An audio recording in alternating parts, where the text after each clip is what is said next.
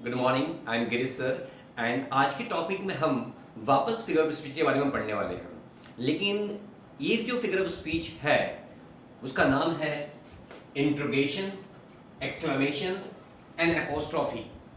वैसे हम देखने जाए तो ये तीनों के तीनों ग्रामर में कहीं ना कहीं पे यूज होते हैं। आपने इंट्रोगेटिव मार्क सुना होगा, आपने एक्सक्लेमेशन मार्क भी सुना होगा और आपने एपोस्ट्रॉफी एस के बारे में भी सुना होगा, लेकिन ये उससे रिलेवेंट नहीं है।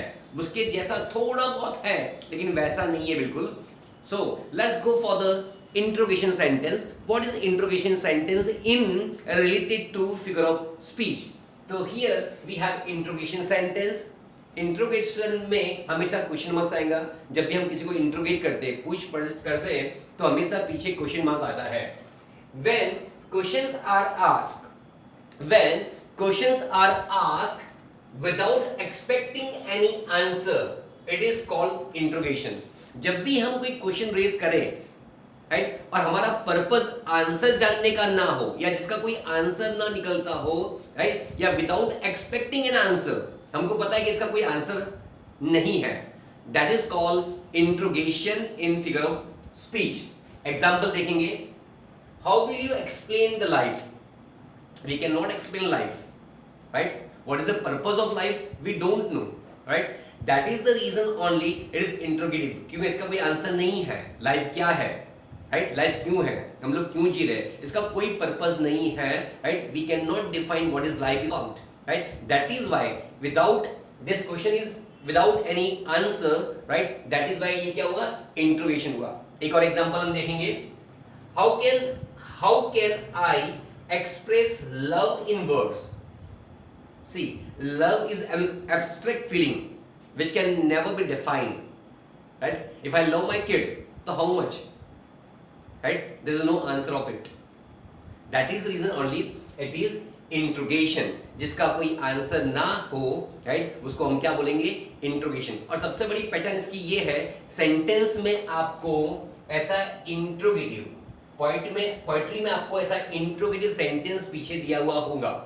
और ये जो क्वेश्चन है specially WH family, helping verb, model auxiliaries, right, से रेज किया गया होगा।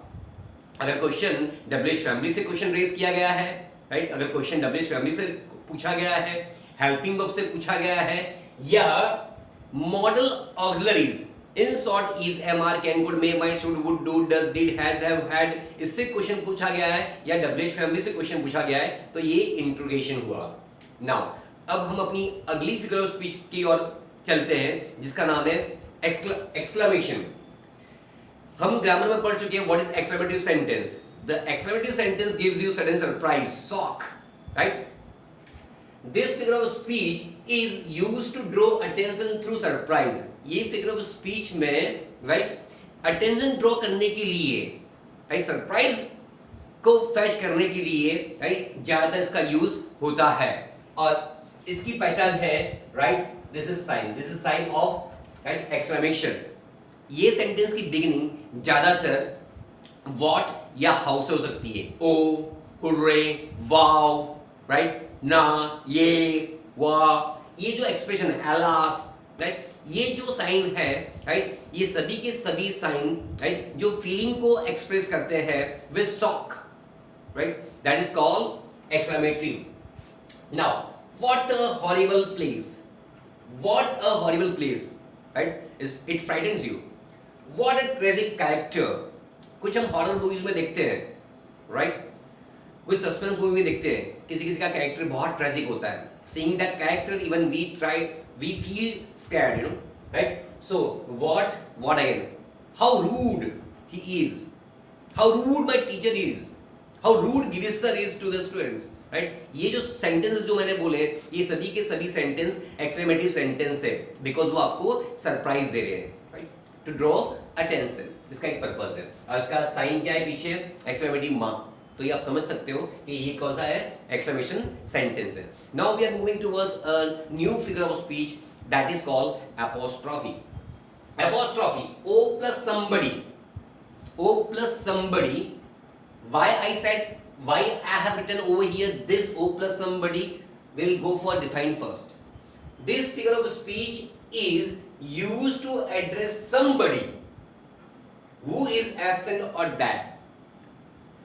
इस फिगर ऑफ स्पीच में हम स्पेशली राइट एक अटेंशन ड्रॉ करने का पर्पस तो होता है, लेकिन एक ऐसे व्यक्ति की बात करते हैं, एक ऐसी इंसान की बात करते हैं जो राइट मिसिंग है, एब्सेंट है, राइट, और जिसकी डेथ हो चुकी है, या जिसको हम जानते नहीं है, या जिसको हमने कभी देखा ना हो, right.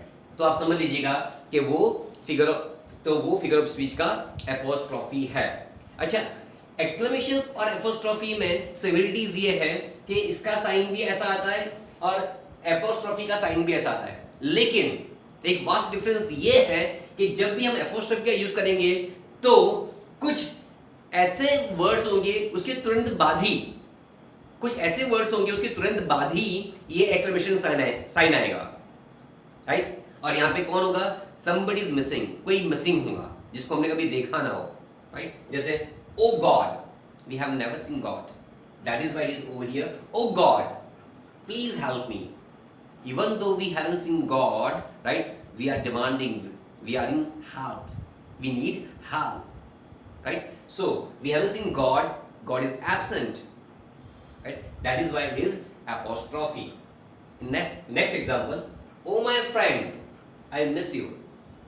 Oh my friend, it is over here whether friend is absent, whether friend is absent, or we can presume or we can suppose he is dead. That is the reason it is called apostrophe. I hope you understood the difference between exclamations and apostrophe as well as interrogation in figure of speech.